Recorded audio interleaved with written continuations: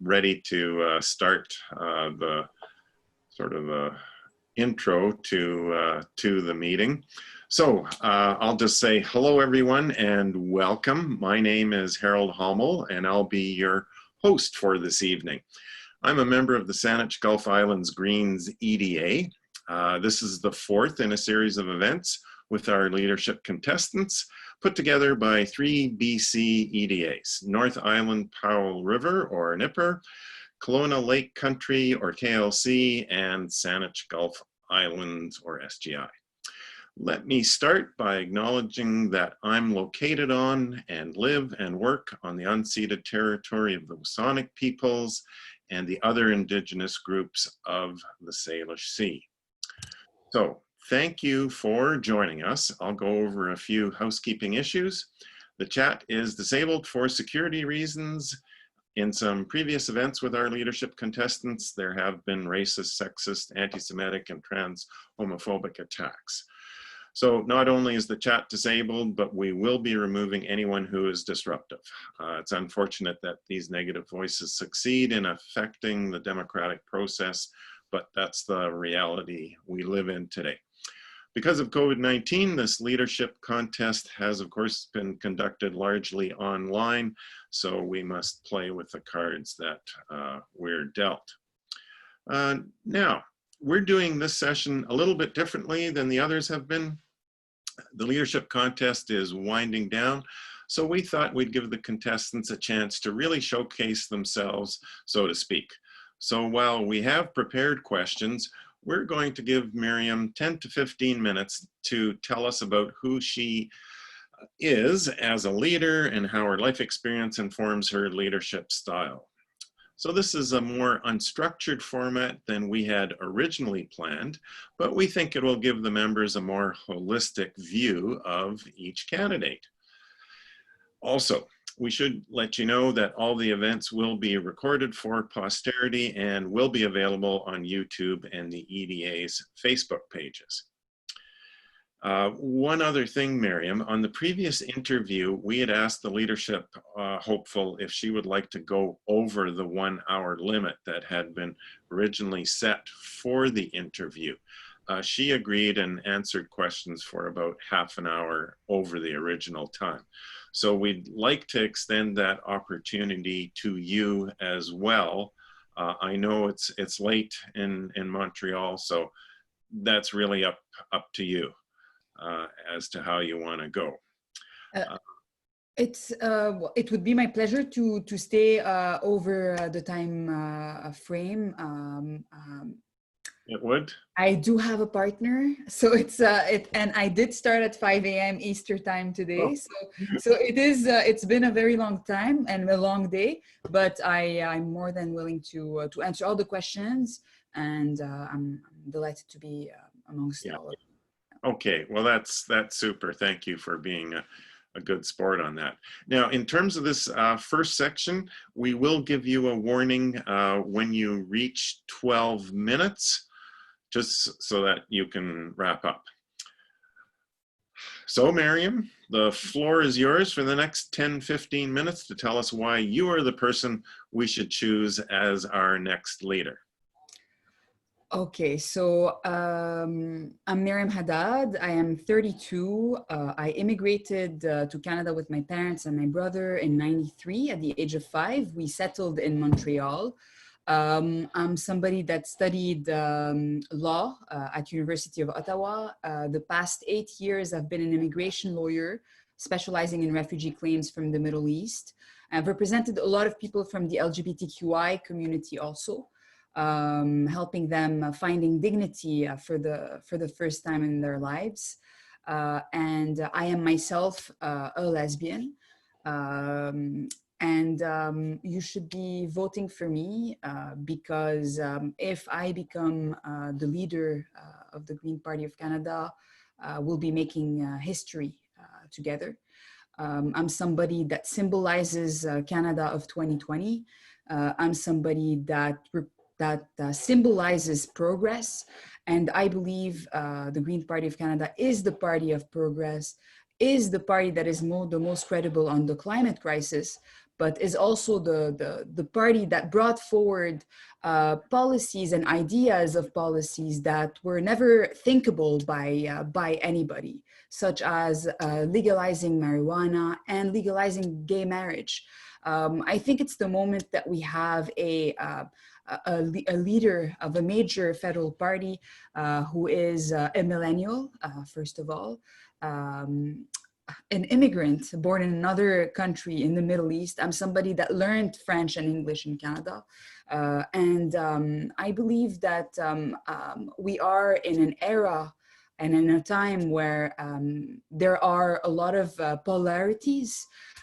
We see xenophobia going up, governments that are on the right, even provincial governments that are on the right currently in Canada. And we need, so there's a lot of negative populism that is ongoing throughout everywhere in the world. And I think that we need positive populism to counter balance this negativity and this populism, because people, and the reality is the population, the Canadian population needs a change. We seek something better. We need people that are inspiring, people that do not walk on eggs. We need political courage, and I'm somebody that will bring this on the table. I'm somebody that when in debates, I keep people on the edge of their seat. I'm somebody that can give a good show and that will be able to give a good show against Trudeau, Singh, and our fellow new leader of the Conservative Party. And yeah, I've been saying out loud, I am a socialist. Okay, somebody from my generation has no problem whatsoever just saying out loud, coming out as a socialist. AOC is a socialist. Bernie Sanders is a socialist, and they are very inspiring to a lot of folks in Canada that look up south of our border and see possible change happening. If AOC, who's 31, is able to bring into the party the most donations and is able to inspire millions of people around the world, I think, and I'm not comparing myself necessarily to AOC, it's big shoes to fill, but at the same time, I think I can bring something like this in Canadian politics. That's why I was recruited into actually running for the leadership of the Green Party of Canada. If you had told me 1.5 years ago that I would be possibly the person replacing Elizabeth May, I would have laughed in your face. This is how improbable this my candidacy was. And just me being a candidate is an act of protest because of all my identities. I've been advocating for decentralization. I think the party's governance and the campaigns should be ran locally. It's not an office in Ottawa that is completely detached from the ground. It's the people on the ground that have the knowledge of what the communities they live in need and want to hear, that know and have the links to their communities. And by decentralizing, and it's possible to achieve within the Constitution and bylaws that we currently have, the EDAs of one region can come together on a Zoom conference call, okay, and vote for a constitution that will create a regional wing. And this will empower the members, it will empower the volunteers, and it will attract a lot of people to the party. And it will also help smaller EDAs become stronger with the help of wealthier EDAs from that region. I'm somebody that has been advocating for building a Green New Deal. And I'm not somebody, I think you've looked around, a lot of candidates have been bringing their own platform, their own agenda. I know very well that the policies of this party are voted by the members. I respect the grassroots. I respect the members. And this is why it was so important for me to have a grassroots campaign, a 100% grassroots campaign, because we cannot advocate for something and advocate and have a vision towards something and not being able to apply it at home. So this is what I'm bringing. This is my vision for the party. Concerning the Green New Deal, if I could say a few things about it, we have been talking about three main ideas, which is a nationalized, affordable internet. We saw with the COVID-19 crisis how what internet poverty can bring to certain people. There's also phasing out fossil fuels by 2030. This is what science is saying right now. Scientists, Greta Thunberg, everybody, there was an open letter that was signed back in June and that was distributed to a bunch of governments around the world what they're saying is that if we plan on decarbonizing our economy by 2050, it gives us about 60% of chance of success in achieving, in tackling climate change in an appropriate way. That's not enough for my generation and the next ones. It's a question of survival. And I have a stake in the game that two other candidates will not live the climate and ecological crisis. And yeah, that's something I could say. Also the Green New Deal will be built with many actors, indigenous communities, if they want to participate in that. But what we need and how we need to present, we should ask them to join us for them to dismantle colonialism. If we suggest that what we want is to decolonize Canada and a place amongst us, they will be able to speak for themselves. I think it's, I'm sure we're going to be able to. I would love to see young indigenous leaders as Green MPs dismantling colonialism. That's what I wanted to say. So indigenous communities, yes, but also unions should participate in building the Green New Deal. Other levels of governments, provinces, municipalities, NGOs, grassroots movements, marginalized communities know what they need. And yeah, as I said a bit earlier, the climate crisis is the biggest social justice of our time, and we cannot leave anybody behind. Fossil fuel workers that will lose their job, we need a replacement to these jobs. We've been talking about a bold idea of a jobs guarantee to replace the jobs of fossil fuel workers. The transition into a green economy should not leave anybody behind, and the Green New Deal is for that. So there are ways, and it's a question of rethinking our economy for it to be an economy that cares for the planet and for each other. For the jobs guaranteed, they will also be jobs caring for other people. So low emission jobs like in childcare or long-term care. So there's the modern monetary theory economists that have been thinking about solutions to replace this neo-capitalist economical system that we've been in since the 70s, and that clearly does not work for the many and just the few. So we're there, and it's time for change. Okay, well, thank you very much.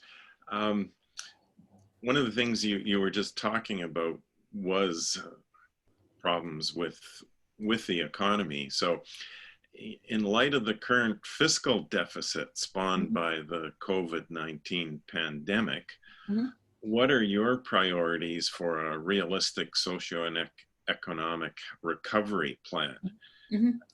I'll let you spin it the way you want. Yeah, I don't believe in fiscal conservatism in times of crisis. So we saw that the federal government is very capable of opening the coffers when it's a question of saving the economy. I think it's the same thing that must be done to. I think we can actually stimulate our economy by having new projects and new infrastructure projects on the table. There are a lot of ways to launch this new way of actually like the rethinking of our economy that I mentioned a bit earlier will be something achievable, but it's just a question of political courage, and it's a question of choice. It's a question of choice to bring some drinking water to indigenous communities, just like it's a choice to actually tackle climate change. And we're in a moment, we have a choice to make between extinction and life. And I choose life. I choose life for my generation and the next. It is a bold plan, like a Green New Deal, and what's been suggested within the Green New Deal: jobs guarantee, a guaranteed livable income with a wealth tax and universal social services. Would actually, some economists mentioned that it would lower inflation rates, lower the possibilities of inflation, lower poverty, and lower unemployment. So it is a bold plan, but it's something achievable. And we gotta, yeah, I think that's why what I wanted to say. I did take some notes specifically about that. I know it was part of the questions that you guys provided. Just give me a second. Well, maybe I can lead you in a sense. You know, with COVID-19, we've had all sorts of areas of the economy have been affected. And you mentioned a couple, you mentioned Indigenous. Are there other groups that you think that really need some support to get into this recovery? Of course, the workers need support, like the post-COVID-19 socioeconomic recovery should focus on low carbon work, and this should with a wealth tax, for example, and after the COVID-19 crisis, we will still have the climate crisis, right? Yeah. So it is important to make a priority jobs in this green economy that we want to do, and low carbon work are part of it. I mentioned a bit earlier, like low emission jobs, like in childcare and long-term care. And a great jobs guarantee program would be to launch a pan-Canada building energy efficiency program to lower energy demand, increase thermal comfort in homes, improve indoor air quality, health of residents, and boost jobs. So there are ways to think about that. And just in Canada Green Building Council, the Canada Green Building Council has documented that over 460,000 Canadians work in green building. And in 2018, green building activity contributed approximately to 48 billion towards Canada's GDP, an increase of 50% in just 4 years. And so if Canada invests in the green building recovery strategy, these impressive gains could be amplified, and helping benefit both the economy and Canadians with solutions that also deliver on the climate, on our climate commitments. And there's also the Canada Green Building Council also estimates that investment combined with progressive policy leadership can lead to 150 billion in GDP and 1.5 million direct green building jobs by 2030. So that's a lot of jobs for people. And I think that's the proper way to stimulate our economy. But for sure, like there are some things that we need to improve.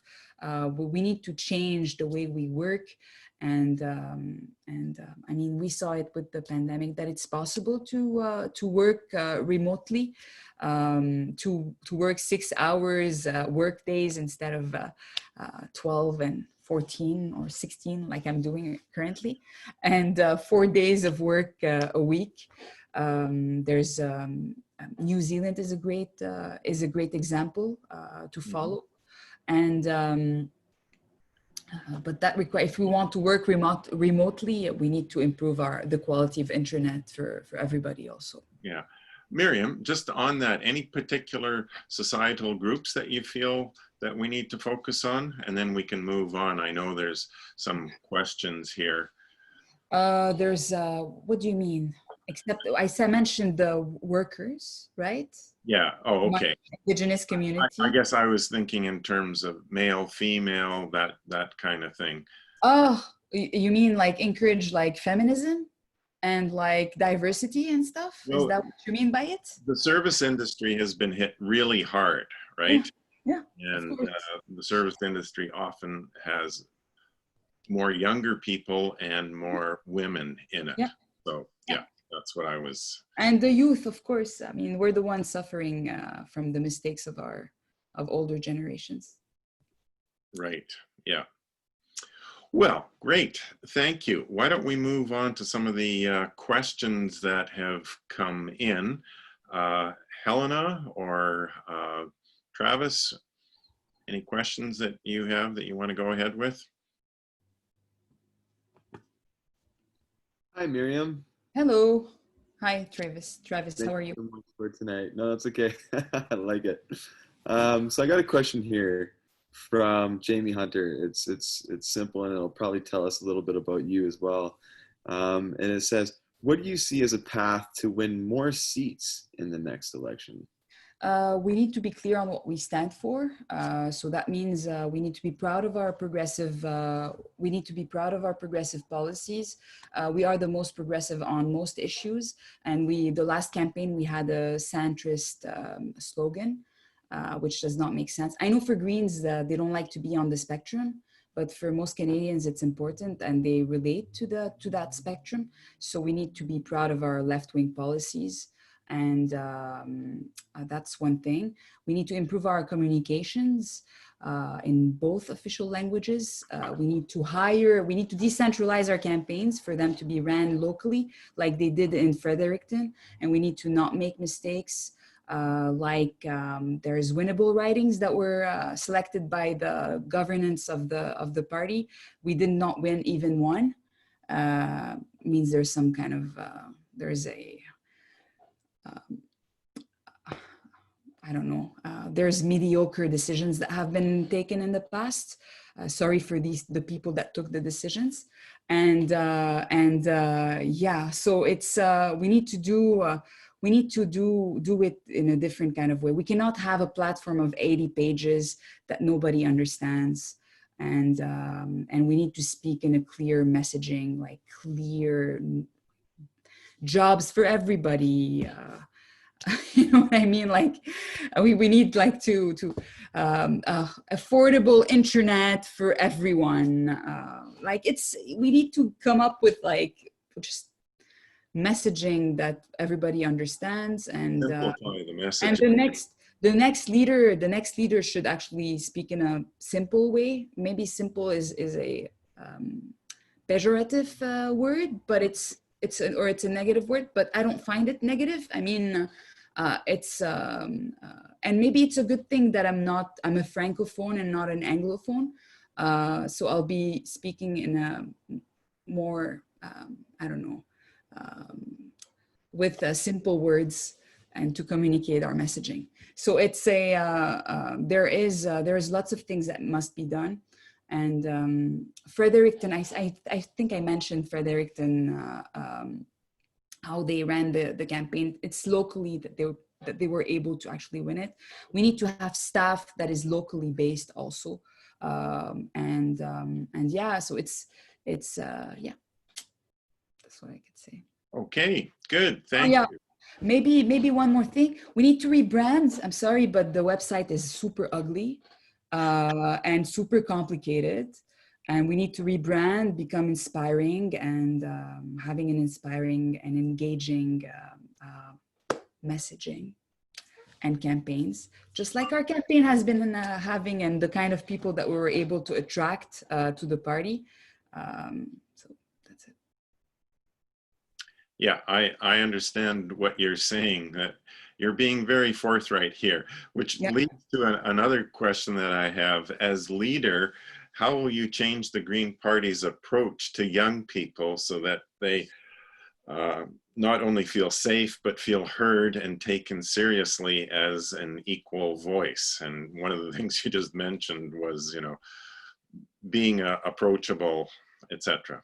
Go ahead. Yeah, we need to make space for them to, I mean, be in positions. For example, there are young Greens on the federal council. They should be not considered as kids. Or my campaign, I can give you an example of my campaign. Like, even though we launched the campaign on the 22nd of May with a very inspiring video, professionally made, with a website that was done by professionals, nobody took us seriously. And that's because we're a young team. So I think instead of not taking us seriously because we're young, or like people think that we're inexperienced, I think our way of should be, we should address our messaging towards the youth. I think we're natural allies to them, and yeah. So this is how we're going to be able to talk to the youth, and also having a millennial leader would actually help. Great, thank you. Seeing as you come from the Middle East, you probably know more about it than any other candidate. So the question here is, what do you see as a resolution of the tensions between Israel and its Arab neighbors? And the person says, dare I use the word peace? Who would it be defined? Would it be defined in that part of, how would it be defined in that part of the world? Sorry. Now it's a very complicated, Yes. honestly. Peace is like, I've seen, like, it's terrible what's going on around Israel and the occupied territories.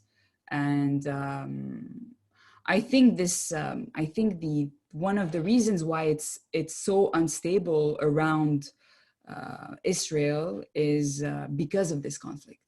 And I think there are groups that are around in the neighbor countries, like the Hezbollah, for example, or just the Assad regime being, they're there because they're at war against Israel. So it's, I think it would have been great for the whole region to, for this conflict to be solved a long time ago.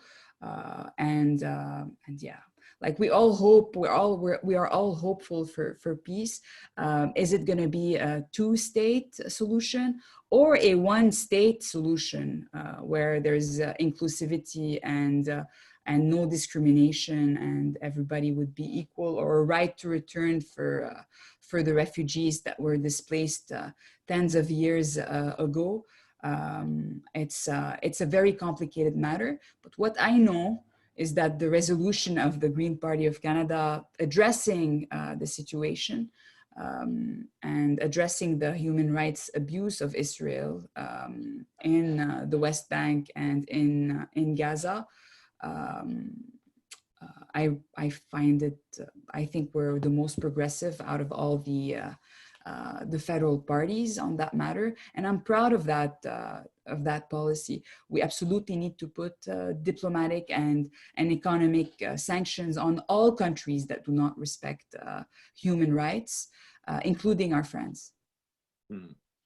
Good. Well, you mentioned something interesting having to do with the many wars and civil wars, et cetera, especially, say, in Syria. What do you think of Canada's immigration policies at the moment? Terrible for a government that was elected in 2015 on being open to refugees and opening their hands to Syrians. So they got their quota of 50,000 of Syrians coming in, and then the rest. They changed the Immigration and Refugee Protection Act to keep people from claiming asylum in Canada. People that claimed asylum, for example, in horrible places like Australia, where refugees are placed on an island, and in the US, where it's almost impossible to win an asylum claim. People that claimed in these countries cannot claim asylum in Canada. This amendment to the Immigration and Refugee Protection Act was done just in an omnibus bill just before the last elections. It went unnoticed. Nobody spoke about that amendment during the last election, except Elizabeth, actually, during one of the debates. But nobody heard about it, so nobody even paid attention to what Elizabeth said about it. The third safe country agreement should be removed completely. We need to reopen our borders to refugee claimants. There are more and more climate refugees. I can tell you for a fact that in 2018, Nigerians coming into the country, and it was the biggest amount from that nationality that came into the country. There was a huge amount of droughts on a long period of time in Nigeria. They are, most of them, climate refugees, but because the definition of a refugee does not include climate refugees, they had to, some of them had to invent other reasons and find other solutions to be able to have access to a permanent residence and to a protection at the end. That's what they are here for. We need to take responsibility as a country also. We are one of the biggest emitter and exporter of greenhouse gases.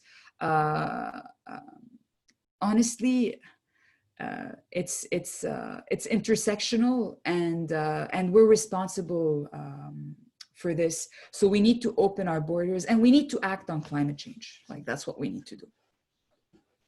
Great, thank you, Meryam. I think I'll go to Helen now, who has a question ready from one of our participants. So the question is, how do you interpret the call to defund the police, and what approach do you plan to heal the rift between police and communities of color? Okay, so defunding the police has been something I've been tweeting about ever since the communities that needed the most, that are suffering from systemic racism, have been advocating and asking for that, and demonstrations were happening in the streets. The reality, and I'm going to talk about the RCMP because this is a federal, it has to do with the federal government.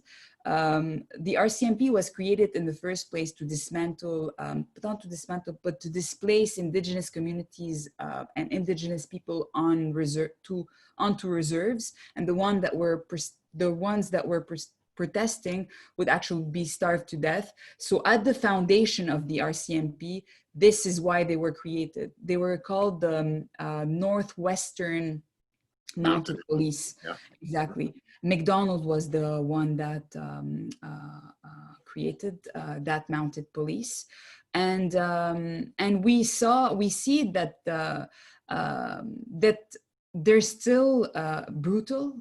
It's a brutal institution that is violent towards marginalized groups, indigenous people, yes, Black people, people of color, poor.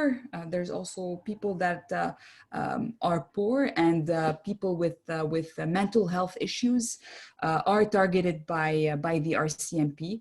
And the best way to deal with systemic racism and colonial violence is to defund the police and reinvest and to fund services and social services in the communities victimized by this systemic racism and colonial violence.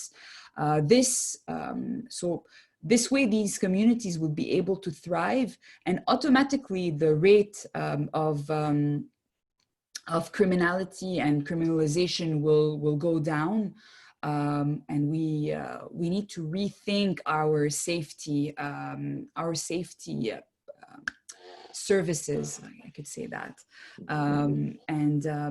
There's no reason why certain police institutions are militarized and have Darth Vader uniforms and use violence against demonstrations and people. Like, it's just there's no reason why people that give tickets should have a weapon around their waist. We saw it happening during the last few months, that a lot of things could have been avoided if let's say an institution that would take care of like mental health crisis. What if they would show up on certain scenes where there's some crisis or mental health crisis going on, a psychosis of somebody, for example, instead of having the police showing up there, maybe a lot of death could have been avoided. So, and of course, defunding the police, it's with the mindset that on the long term, there would be an abolition of prisons and the police. But that's a long-term commitment that the party should actually adopt, because at the end, it's all about representing the people and advocating for what the people are asking for. So. Okay, well, that's very interesting. I'm just wondering, sometimes I think that police get put into situations, as you were just saying, that they probably are not trained for and shouldn't be sent into, but we don't have, it seems, any other service to go out for those situations. Yeah, that's it. It's all about creating these services that would replace the police. And the problem with police institutions, or how can I say, des corps de police. I cannot find the word term, and after 16 hours of work, sorry guys, I cannot find my word, but it's if it's founded on colonial violence and on violence in the first place, it cannot be reformed. So no matter what kind of training you give to these police officers, and they are themselves a victim of a system that they're in, you know, like there is they cannot be reformed. If we put a camera on their uniform, it won't stop them from acting and being brutal and violent. So it's all about rethinking our protection mechanisms and on how we figure out safety in communities.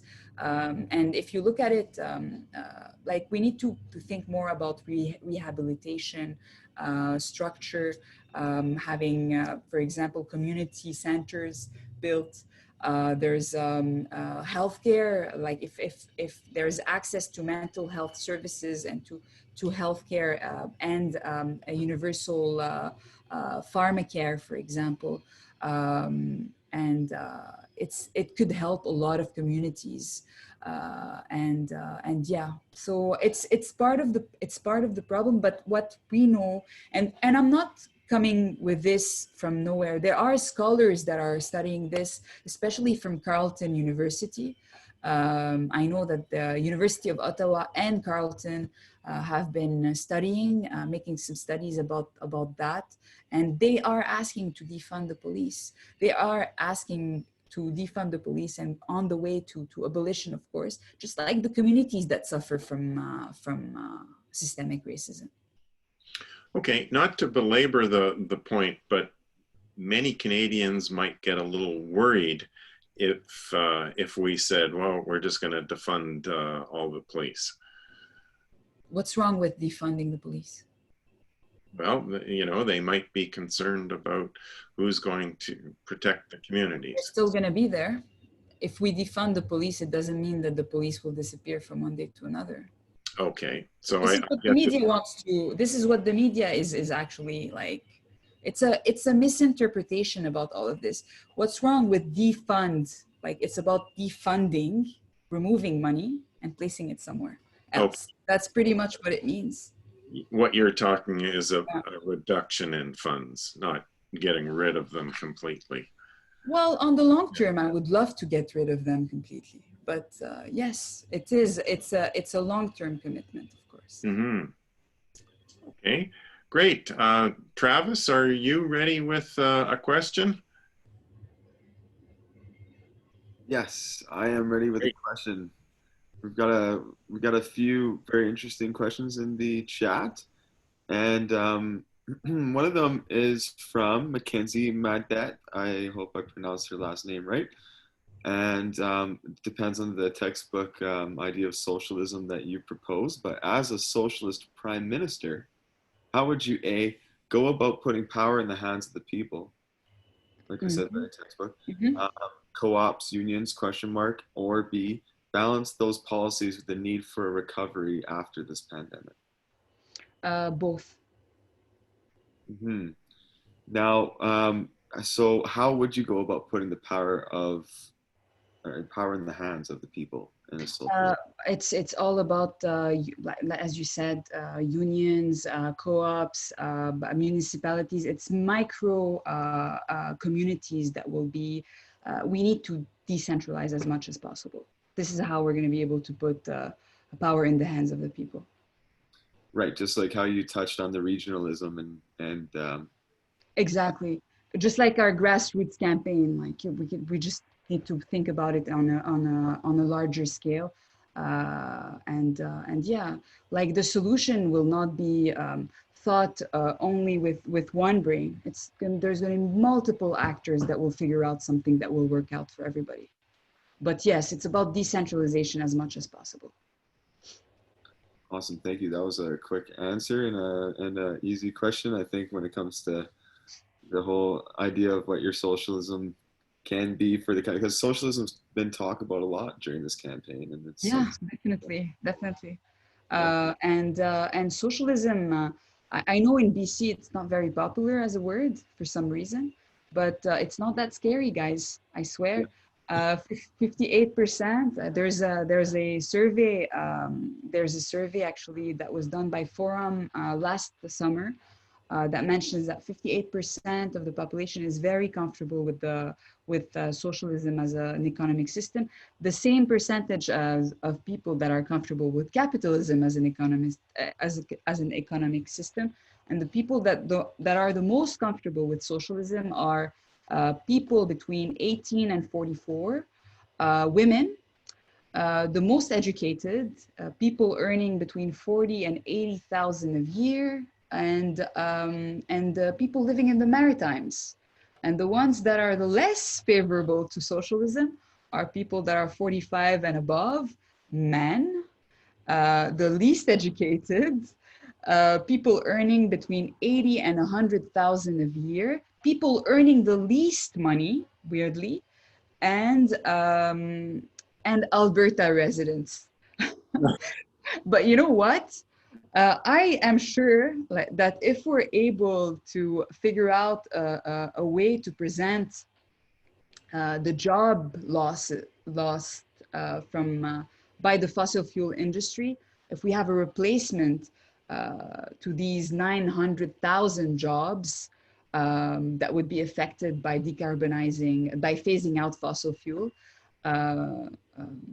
we'll have them on board, because we would replace unsustainable, unhealthy jobs by healthy, sustainable jobs that are well paid, well paid, with benefits, that are unionized. Jobs guarantee is really the future for a country like Canada that is wealthy, where we have the production means to be able to achieve it, and we have the technology. If we don't do it in Canada, nobody's going to be able to do it. And it's all about not leaving anybody behind.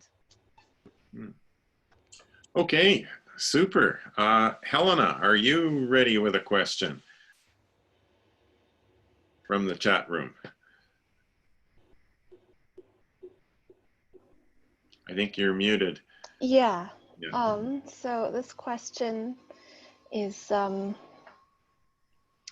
you think that an economy and a governance model truly based on the Green Six core principles falls short of the kind of socialism you propose? In other words, are the six core principles not a good basis for government? They are, but are they contradictory to socialism? I don't understand the question, honestly.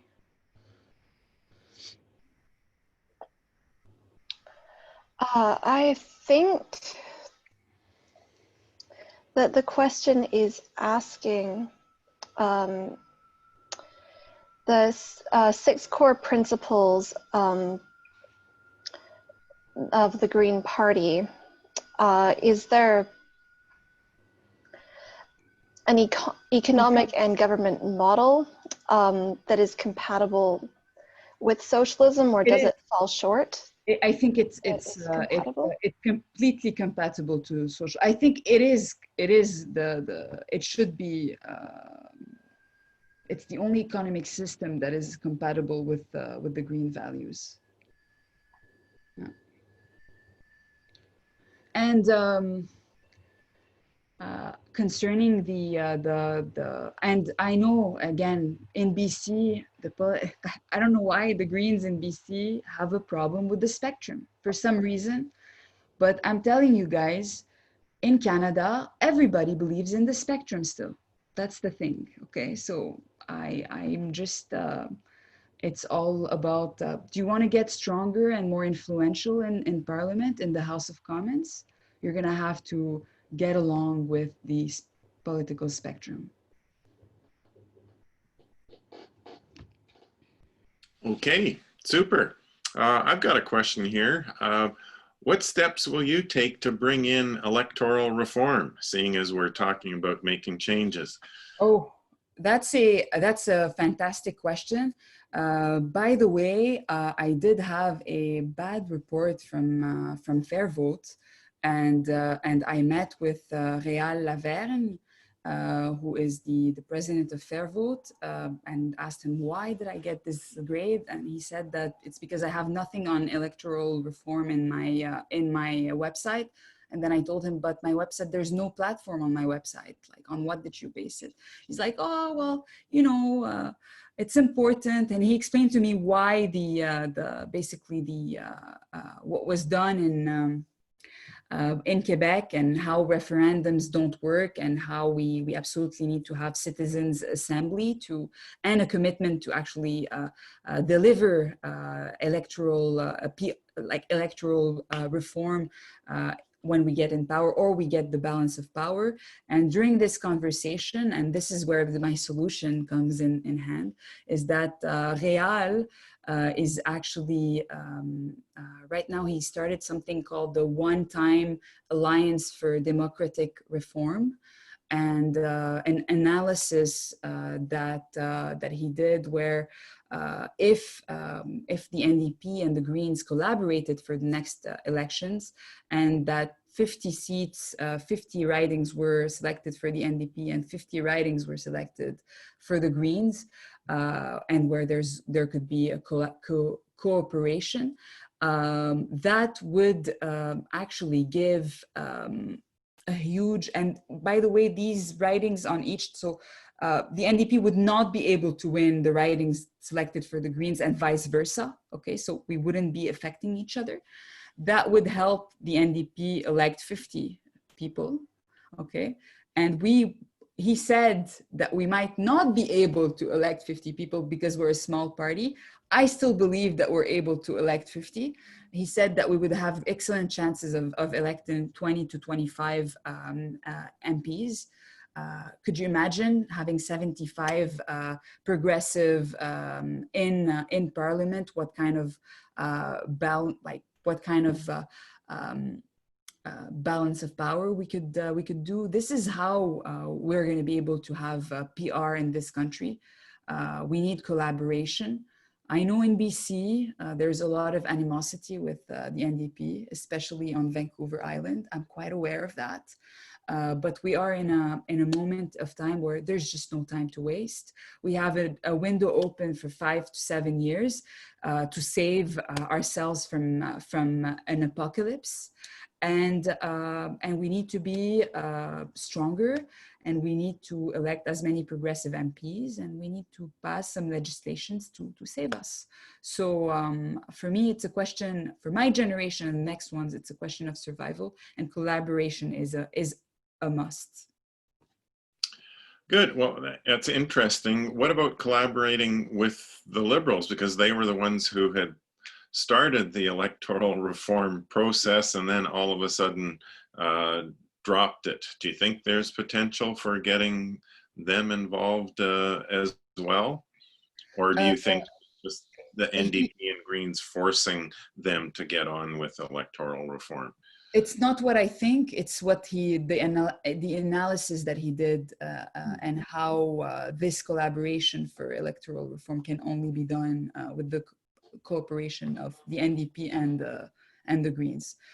He even mentions why it's impossible to do it with the Liberals. I think it's because they're already in power. They don't want electoral reform.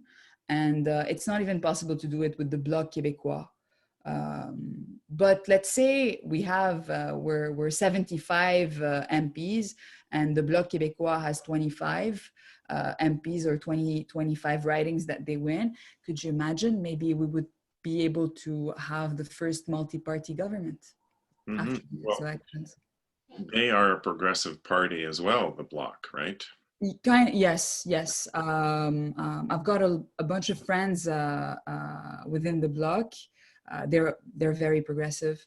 They have a good plan for tackling climate change. I know that because they did run on saying that they're greener than the Greens in Quebec.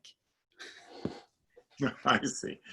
Well, I'm looking at the clock and I'm seeing we are just about at 8 o'clock. Are you still okay? Your batteries haven't run out? Yeah, I'm still, my battery, they're running out, and my ideas are not as clear. I might be missing some words here and there, but I'm willing to continue if people still have some questions. I'm willing to stay. Well, that's super. Why don't I check in with Travis then, see if he's got something that he'd like to ask from the chat. Great. Well, you're doing awesome, Meryam. Thanks for staying longer. Thank you.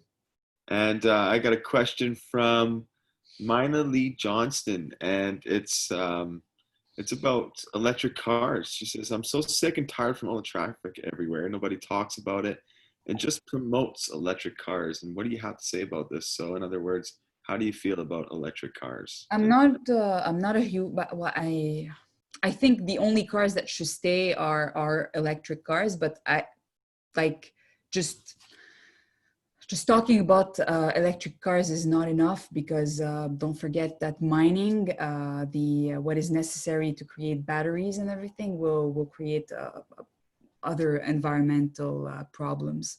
So it's part of the solution, but it is not the solution. For sure. I think it's something like 7 million cars a year that we create around the world, and I don't know if it's that ethical replacing them from the internal combustion to the electric. No, I heard also there's something, there are some technologies also that are being done in Canada where it's about modifying combustion motor cars into actually electric cars. But the same car, there would be a modification that is done. I know that there's some analysis about that and research about this. So, but it's, as I said, it's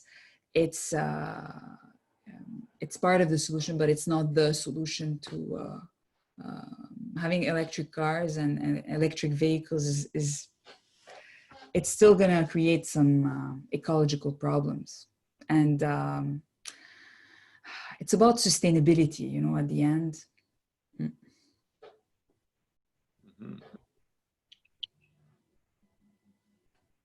Okay, let's see.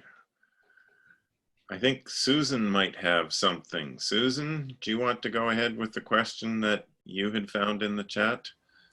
Sure. This comes from, can you hear me okay? Yes, Yep. I do. Okay. Hi, Miriam. Hello. This is from Larry Calero, and he says, I ran for the GPC in 2011, 2015, and a by-election in 2018. My experience was that most candidates needed more direction from the party, not less involvement. A few favorites are assisted, but I wonder if most candidates would agree that the party was too involved and didn't give them enough autonomy. It wasn't the case here in BC. You said that there's, if I'm understanding the question correctly, is that like he's not for decentralization? Is that what the whole question is all about? Is that like there was no support, and instead of having too much support from the central party? That's right. There was. That's the problem. It's because it's too centralized in Ottawa. If they're so far away, there is no involvement locally. I could relate to this question because I found during the campaign, it was like I didn't have a lot of help. Me neither. In fact, none. So Me I mean, from outside of our own riding. So. Oh yeah, same. I did not have any kind of, including in the riding and outside the riding, and I had no support whatsoever. I was not in a winnable riding anyways, and I decided to run after, because there were some ridings that were still available. There's the president of the Quebec wing of the Green Party of Canada who I work with in immigration, who suggested. Okay, Meryam, go ahead. You're gonna have fun during the election, and I decided to run. This is how I joined the Green Party of Canada last, not this August, the one before, and yes, I did have some fun. You know, my first debate ever was on TV against the minister, and I did very well, and that's how I was spotted. This is how my talent was figured out by certain people, and this is why I was encouraged to run for this leadership race. Yeah, so it's a yes, like I completely agree. There's not enough support, but it's not because. It's not by making the central party stronger that we're gonna have a solution. It's by having a messaging that is specific to the regions. We're in such a big country, and I think by having staff of the GPC locally based, instead of having them completely disconnected in Ottawa, would help a lot during campaigns and in between campaigns, because we got to stay strong throughout the time. Yeah. Great, thank you. Just a quick question, Miriam. You said you were involved in a debate. I take it that was en français, is that correct? Oh, it was in English. My only debates were all of them were in English. I did not understand why. They kept on selecting me for English debates, and I did.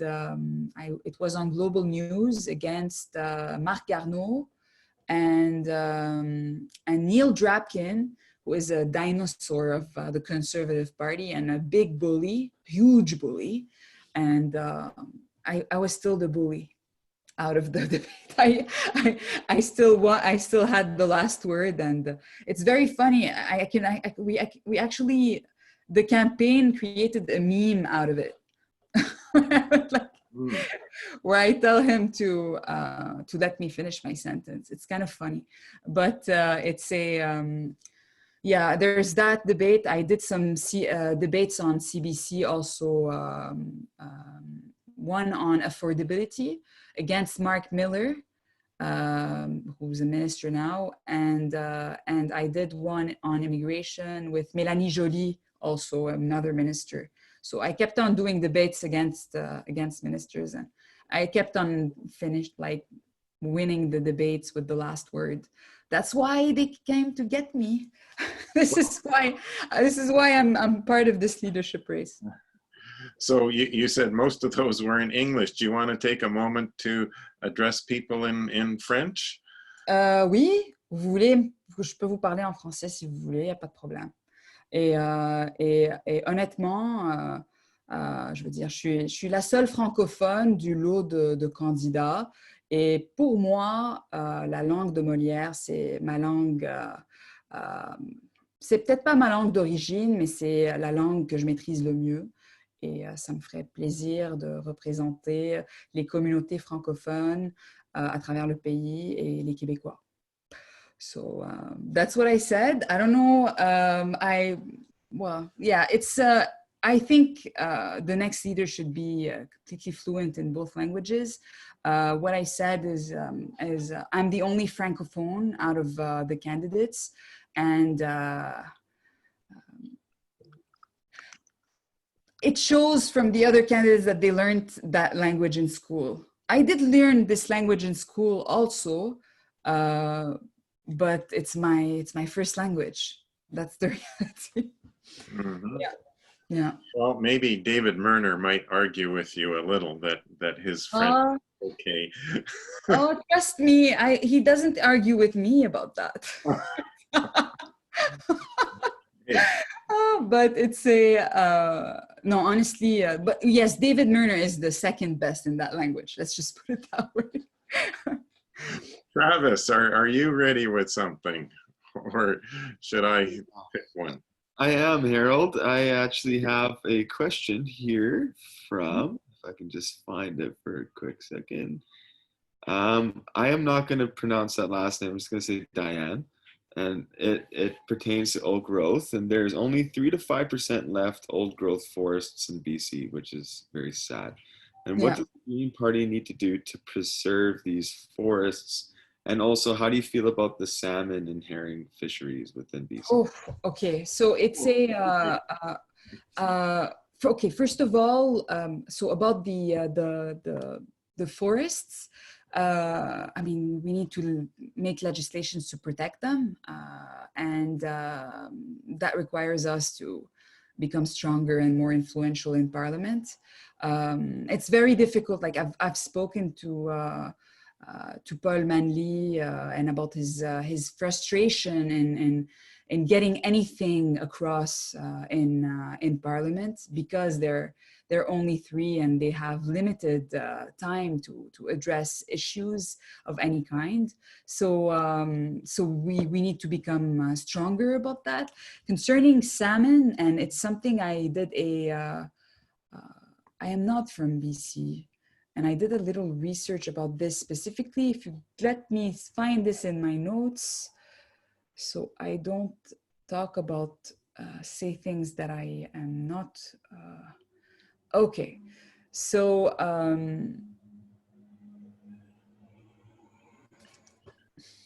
Well, as a politician, you don't have to worry. Many of them say things that they don't really sometimes know much about. Not that I want to put you in that position. Yeah, but I don't like lying, and I don't like BS. I am a no BS kind of person, honestly. So that's what's attractive about my candidacy, is that it's all about authenticity, political courage, and no BS. Like, this is the time we're in. We just don't have time to waste anymore with BS. So I said BS many times, and it's on record. Are you going to be cutting things from this? From this? Why would we cut something like that? Please, please do. So okay, concerning the fishery, so it's a big thing in British Columbia. I'm aware of it. While all of Canada is a stolen land, British Columbia specifically is not a treaty land, and the land does not belong to Canada. So we should listen to Indigenous communities and provide funding for them to ensure the fisheries are sustainable. And also open net aquaculture has to go. It's really it's not a debate anymore. And we need to work with Indigenous communities towards a closed system aquaculture on their land. And in that transition, open net pens need to be taken out ASAP. And this is specific to salmon. It's not about herring. And also concerning herring are integral to the ecosystem of the West Coast in million ways, and their eggs are extremely important forage for a lot of animals. So as are the fish themselves. And this is a broad, it's only a broad picture because as do the herring spawn and a specific time of year, other species time important. It's time important parts of their lives around this event, a certain guaranteed source of energy. This is what I got as notes. And also,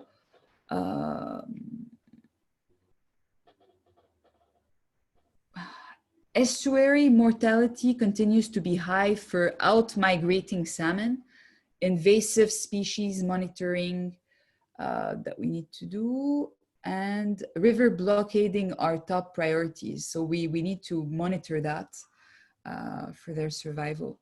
So yeah, it's horrible what we're doing with our ecosystems, honestly. And every time it's only like negative stuff that we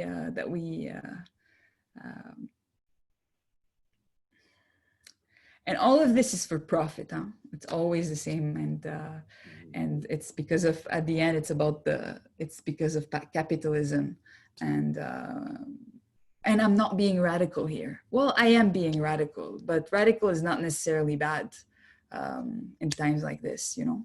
Mm-hmm. Well, you're being yourself. That's good. I think Helena has a question from one of our participants.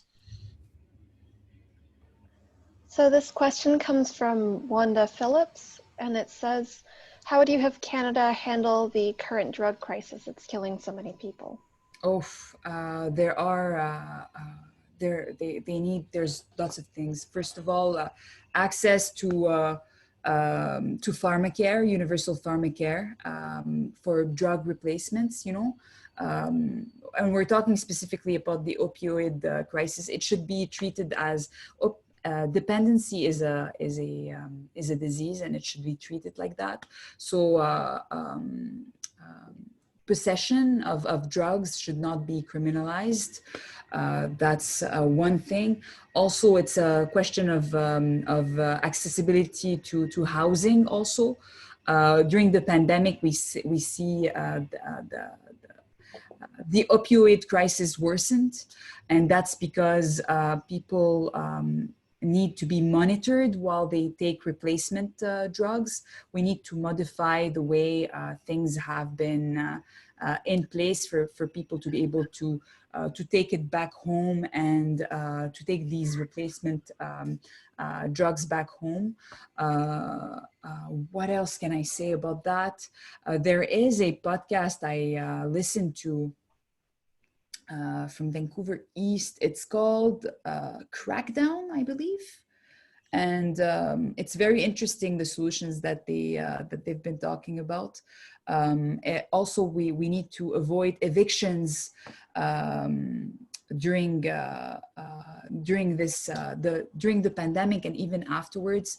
We need to open hotels to people, because it's all about living in dignity, at the end.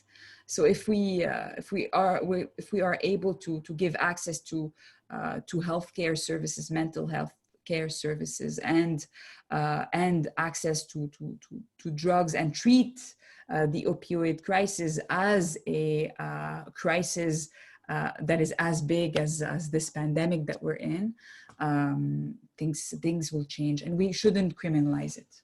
I already said that. Great. Yeah. One of the other things, of course, it seems to be, is that there never are enough treatment places available. Yes, of course. Yeah. Of course. That's the must. And safe injection sites, we need to have much more of them. Yes, of course. Mm-hmm. Okay, thank you. Susan, was there anything that you have ready? Well, I was just going to ask Meryam a follow-up on that. I think part of the, from what I saw on TV the other day about the opioid crisis in Vancouver, was that having safe places for them to take the injections. Of course. I don't see how that would work to take it home, because it is... We're talking about replacement drugs. Not like pharma. I don't know what's the molecules. I wouldn't be able to tell you. I'm not a specialist. Oh, but, okay. I'm talking about, like, when they, instead of taking the drugs, the illegal drugs, well, they replace them with specific drugs. To be able to, they need to go to the pharmacist and intake that drug in front of the pharmacist.